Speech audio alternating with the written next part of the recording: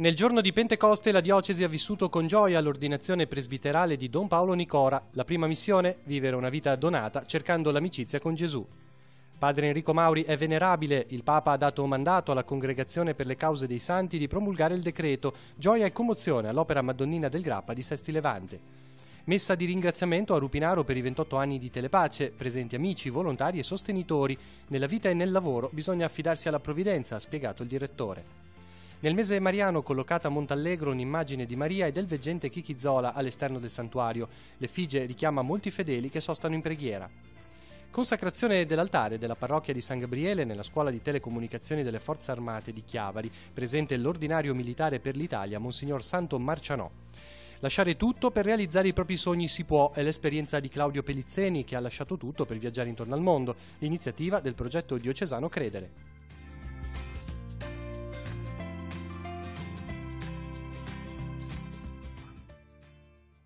Un saluto a tutti, bentornati a Noi Chiesa. Diamo uno sguardo agli appuntamenti che si sono svolti in diocesi negli ultimi giorni. Iniziamo dalla solennità di Pentecoste, che è stata anche un'occasione di gioia per la diocesi di Chiavari, perché è stato ordinato presbitero in cattedrale Don Paolo Nicora, che in questi mesi ha svolto servizio pastorale nella zona di San Salvatore di Cogorno. Nella sua omelia il Vescovo ha chiesto il dono dello Spirito Santo affinché Don Paolo Nicora sia al servizio della santità della Chiesa. Il servizio è di Cristina Oneto.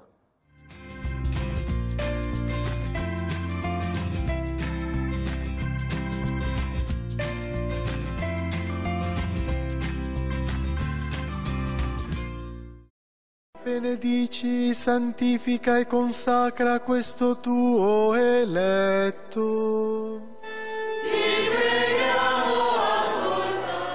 Nel cuore della celebrazione del giorno di Pentecoste, il rito di ordinazione presbiterale di Don Paolo Nicora. 44enne, geologo, originario di San Salvatore di Cogorno, Don Paolo ha portato così a compimento un cammino iniziato 5 anni fa in risposta ad una domanda. Ad un certo punto della mia vita ho iniziato a farmi delle domande e niente. La prima cosa che ho avuto il coraggio di chiedere, di parlare di queste cose a qualcuno. E poi da lì è nato tutto un percorso anche umano, direi, perché comunque prima di tutto, che poi comunque mi ha portato alla scelta di entrare in seminario, ecco. E ora sono qua, alla fine del seminario, all'inizio di un'altra avventura. Gli anni del seminario come hanno rafforzato questa vocazione?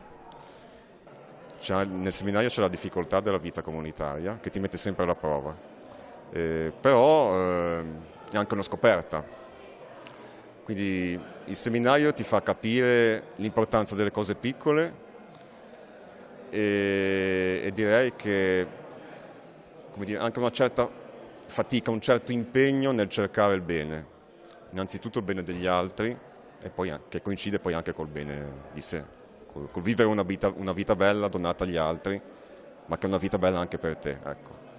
Nel percorso di formazione al sacerdozio, tante le persone che hanno sostenuto e animato la vocazione di Don Paolo. Tra le altre, in particolare, il giovane ricorda Don Marcello Botto, suo parroco negli anni dell'infanzia e dell'adolescenza, che lo ha iniziato alla vita cristiana. I sacerdoti che mi hanno accompagnato prima dell'ingresso in seminario, ricordo innanzitutto il mio antico parroco Don Marcello Botto, che mi ha dato la comunione, insomma, mi ha iniziato la vita cristiana.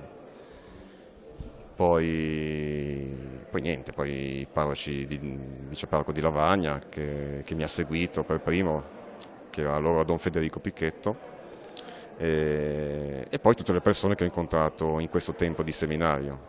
Il Vescovo, prima di imporre le mani al neosacerdote, ha invocato il dono dello Spirito per la Chiesa e in particolare per Don Paolo, perché possa essere consacrato e santificato.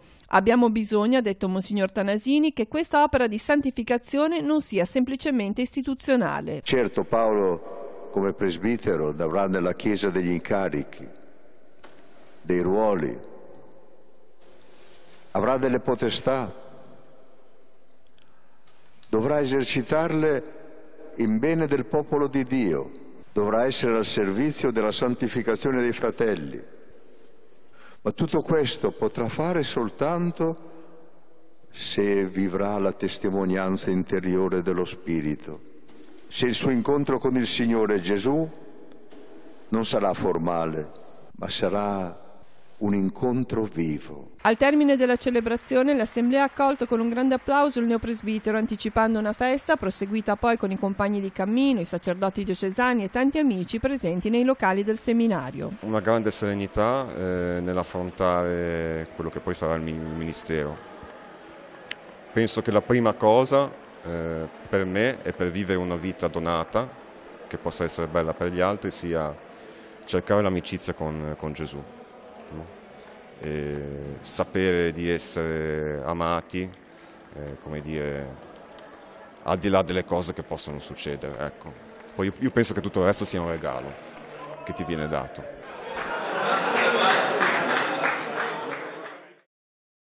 E c'è un'altra bella notizia per la Chiesa chiavarese. Nella vigilia di Pentecoste il Papa ha autorizzato la Congregazione delle Cause dei Santi a promulgare il decreto che rende venerabile padre Enrico Mauri, il fondatore delle Oblate di Cristo Re, morto a Sesti Levante nel 1967 e fino ad oggi era servo di Dio.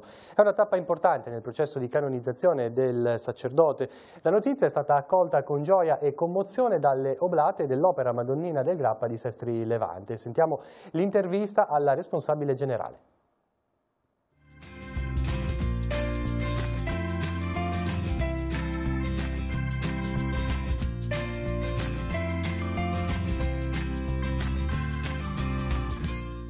Con questo decreto che cosa succede?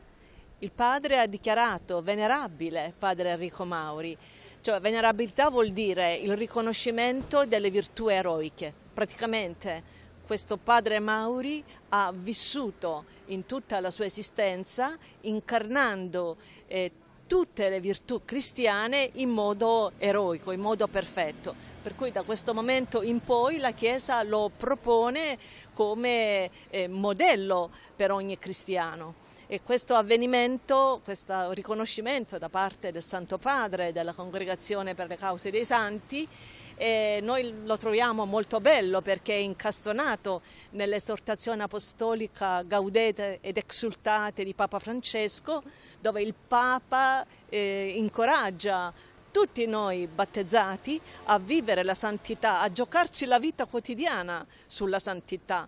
La santità come capacità, come impegno di vivere bene le cose di ogni giorno. E in questo padre Mauri è stato un profeta. Ma chi era padre Enrico Mauri e qual è stato il suo carisma? Padre Enrico Mauri è anzitutto un sacerdote.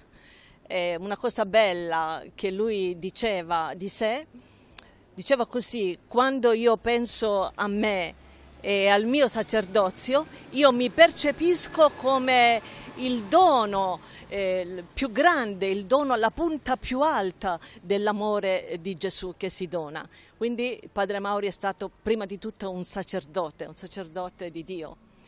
E ha avuto la grande intuizione, già negli anni subito dopo la Prima Guerra Mondiale, la grande intuizione del valore della donna, della grande significatività del laicato e della chiamata universale alla santità. Questi tre punti fermi della sua vita, da cui è partito e che poi ha sviluppato in tutte le sue opere e in tutta la sua attività apostolica nella Chiesa. Quanto è importante questa tappa nel cammino di canonizzazione di padre Enrico Mauri? Questa tappa segna tutto ciò che la Chiesa poteva fare per padre Mauri. Da questo momento in poi lo farà Dio, concedendo il miracolo, e poi se Dio vuole si procede. Ma intanto noi siamo veramente grati alla Chiesa per questo, grati al Vescovo Careggio, ancora prima a Ferrari, al Vescovo Ferrari che ha incoraggiato a iniziare questo processo di beatificazione,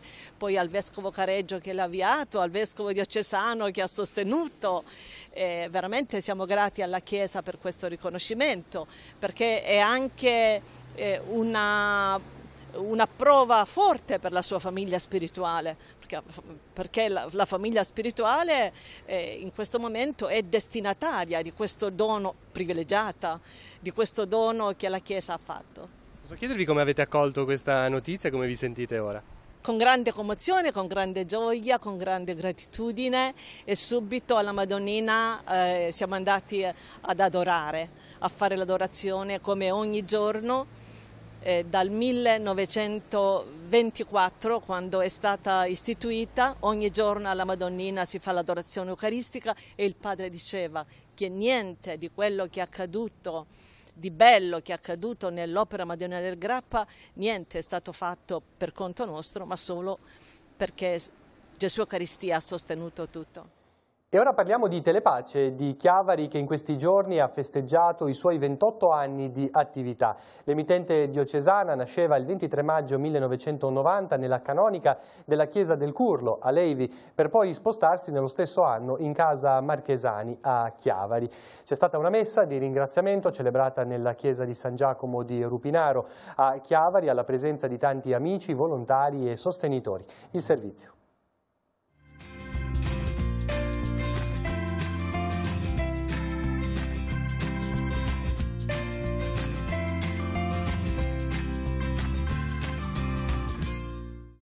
«28 anni sono trascorsi nelle braccia forti e misteriose della provvidenza, un'attività imprenditoriale che si fonda sul Vangelo e sull'umanità e non sull'audience o sulla pubblicità».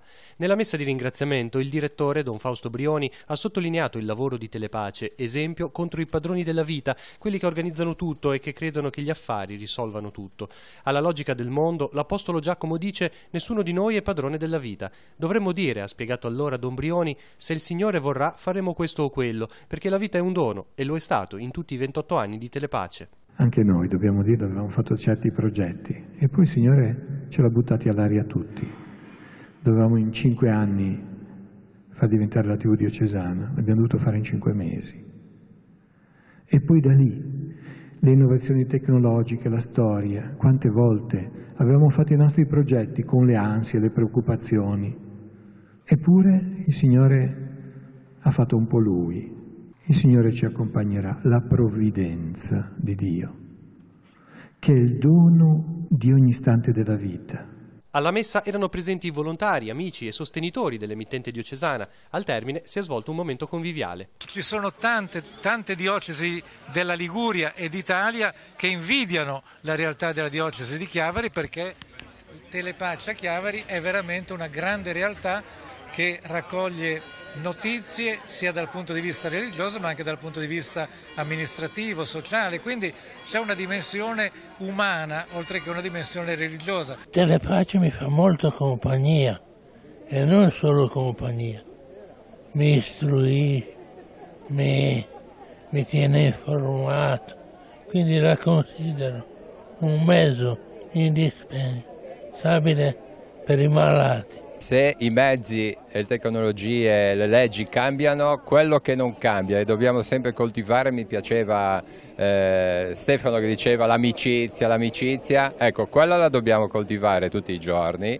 perché credo che sia la base di tutto dell'andare avanti, perché se uno non è stimolato, per voi che ci lavorate, per noi che comunque collaboriamo, se manca questa finisce tutto e crolla tutto. Credo che ci avessimo i soldi ma non abbiamo questa roba qua, prima o poi finisce. Purtroppo ci stanno insegnando una comunicazione urlata e molto spesso abbastanza improvvisata. Il fatto di poter dare delle informazioni invece più precise, molto più serene, molto più distaccate, e anche cercando di tirar fuori il valore dalle piccole cose, penso che distingua qualsiasi tipo di informazione che dà la nostra emittente. Ieri abbiamo trovato, e saluto, ci faceva prima la signora Maria, c'è un gruppetto di persone alla Spezia che ci segue, che non sapevamo, una persona, una signora malata che per 2 anni e mezzo, potendo seguire solo attraverso la televisione, ha seguito la vita di fede della Chiesa attraverso la televisione. Chi lo sapeva questo? No? Davvero i confini non li abbiamo noi, e penso che il bene arrivi da qualche parte, no? Speriamo anche di metterci il nostro. Dobbiamo dire ai telespettatori di essere molto generosi con Telepace. Se vi piace, se la seguite, se la ascoltate, vi fa un po' di servizio, Telepace ha bisogno di essere sostenuta, e quindi fatevi coraggio, datevi da fare, diffondete che davvero c'è il bisogno, il servizio si fa ma si sta faticando perché quando certamente lo si fa per il regno di Dio è una cosa grande, però il sostegno ci vuole, il pane quotidiano per Telepace qualcuno ce lo deve offrire, il Signore fa la sua parte, ma tutti i telespettatori credo che è bene, ecco, c'è stata la giornata diocesana, ma si può fare tutto quello che si può ed è una grazia per tutti. Sta volgendo al termine il mese mariano. In questo tempo moltissimi pellegrini hanno raggiunto il santuario di Montallegro alle spalle di Rapallo per momenti di preghiera personale e comunitaria. Tante le novità che hanno potuto riscontrare tanto all'interno quanto all'esterno del santuario. Abbiamo intervistato il rettore, vediamo il servizio di Cristina Oneto.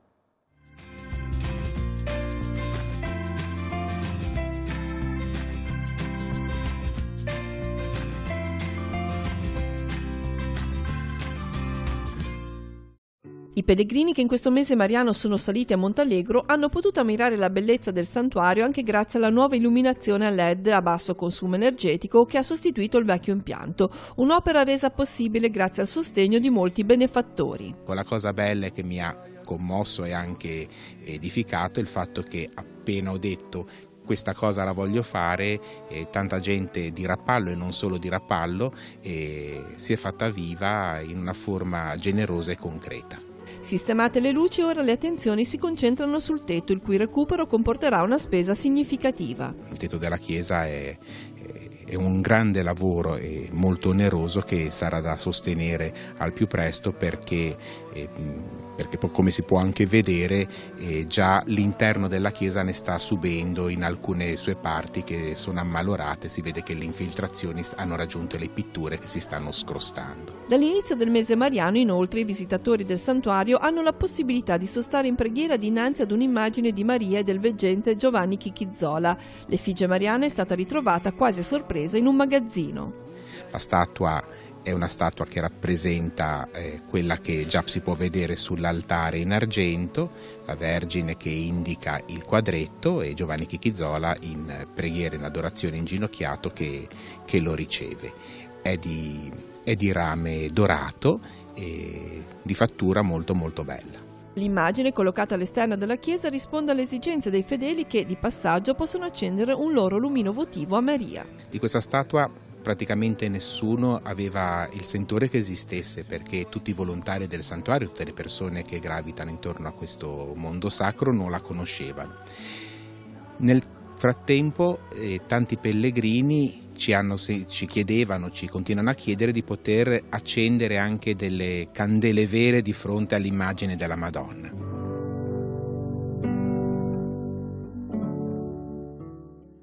E a proposito di lavori, si sono conclusi quelli realizzati all'interno della cappella alla Scuola Telecomunicazioni delle Forze Armate di Caperana a Chiavari.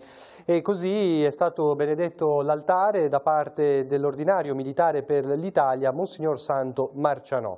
Una cerimonia che ha visto la partecipazione di molti rappresentanti delle istituzioni locali e dei corpi armati del Tigullio. È andato per noi Andrea Capitani.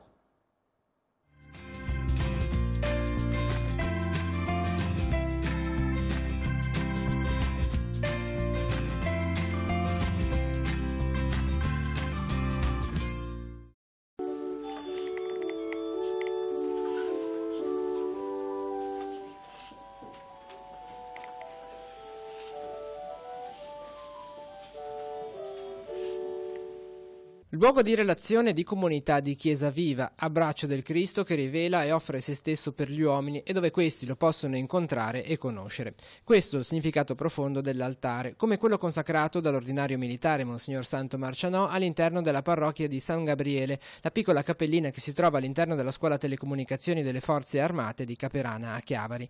Una struttura realizzata nel 1982 completamente in ardesia, che ieri è stata prima benedetta, poi unta con il Sacro Crisma, incensata e poi rivestita a festa per ospitare il banchetto eucaristico concelebrato dai cappellani militari della Liguria. Dedicare una cappella all'interno di una realtà militare, soprattutto come questa, interforze, è il segno di una grande attenzione a quelli che sono i valori, quei valori che fondano l'essere, direi. quei valori che fanno riferimento alla fede, ma direi in modo particolare all'umano, perché tra umano e fede c'è una stretta sinergia. La fede valorizza l'umano.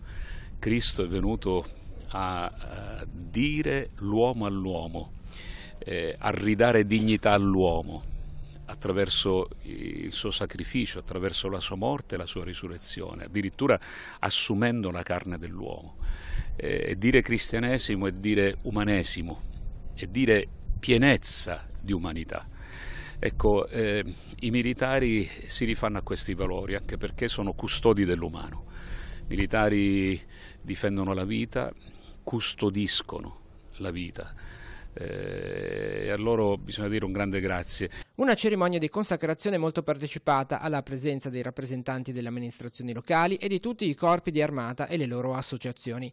Dedicare un luogo sacro all'interno di un presidio militare, ha commentato Monsignor Marcianò, è il riconoscimento di quei valori cristiani e umani che stanno alla base della società e che le forze armate difendono in patria e all'estero, come a Chiavari, dove il settore della sicurezza nelle telecomunicazioni viene approfondito e studiato. Telecomunicazioni, potremmo dire relazione. La relazione è fatta di comunicazione, è fatta di parole. Ovviamente i militari usano anche dei mezzi anche molto sofisticati per comunicare ed è importante leggere la comunicazione non nel senso della curiosità, che so io, della spia, dell'indagine, ma nel senso vero, proprio, pieno, no? Della relazionalità tra persone, tra uomini, e la conoscenza delle realtà che passa attraverso l'incontro, quindi attraverso la parola. La liturgia è comunicazione, la Chiesa, il Tempio è il luogo dell'incontro ed è il luogo della comunicazione, e credo che sia veramente un fatto simbolico per questo luogo dove appunto si perfeziona la comunicazione per la valorizzazione dell'uomo, della vita dell'uomo. Con l'arrivo del bel tempo e delle temperature più elevate, anche se non siamo ancora in estate, si accende il desiderio per molti di mettersi in viaggio. Mettersi in viaggio, ecco, una parola particolare per Claudio Pellizzeni, una persona che ha deciso a un certo punto della sua vita di abbandonare tutto per viaggiare, per realizzare in fondo un sogno, quello di girare il mondo senza prendere l'aereo. Ma è anche un viaggio di speranza, è un viaggio che insegna che si possono realizzare i sogni anche di fronte a delle difficoltà. Sentiamo l'intervista a Claudio Pellizzeni, che è stato a Chiavari ed è stato intervistato da Paola Pastorelli.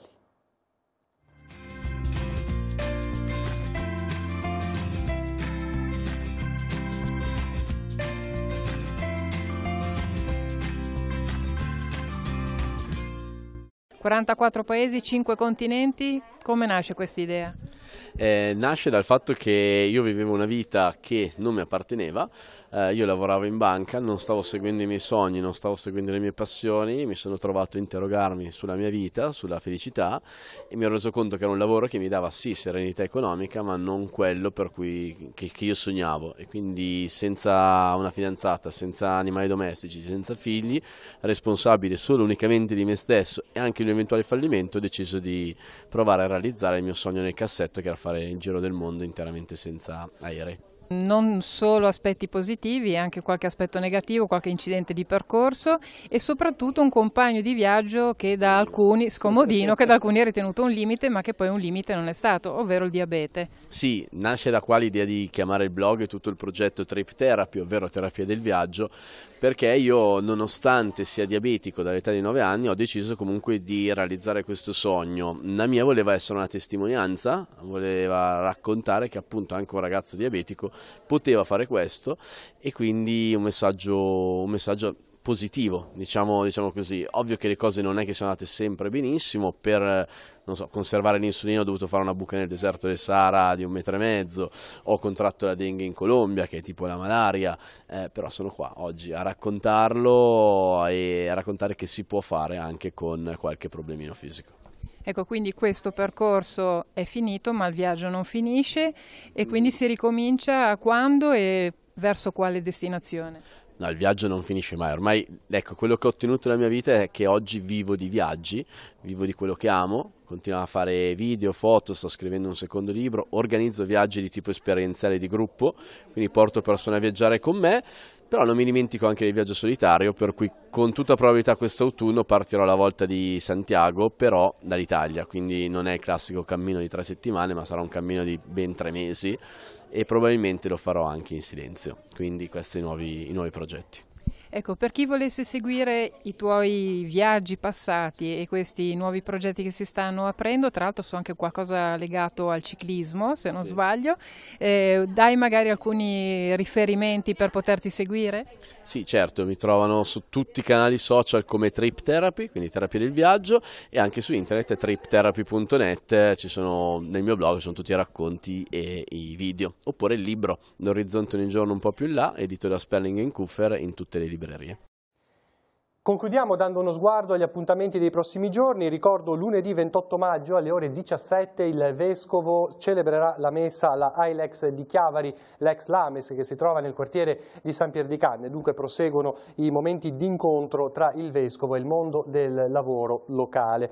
E poi giovedì 31 maggio il Corpus Domini con la celebrazione dell'Eucaristia alle 20:30 nella chiesa di San Giacomo di Rupinaro, alla presenza dei parroci, dei preti della città, il capitolo della cattedrale.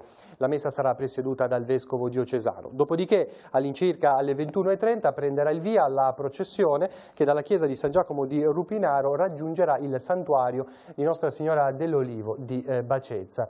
L'intera messa e il percorso saranno ripresi dalle telecamere di Telepace. La diretta inizierà appunto alle 20:30 sul canale 15 di Telepace. L'appuntamento con noi Chiesa è per venerdì prossimo. Grazie per averci seguito, buon proseguimento con i programmi di Telepace.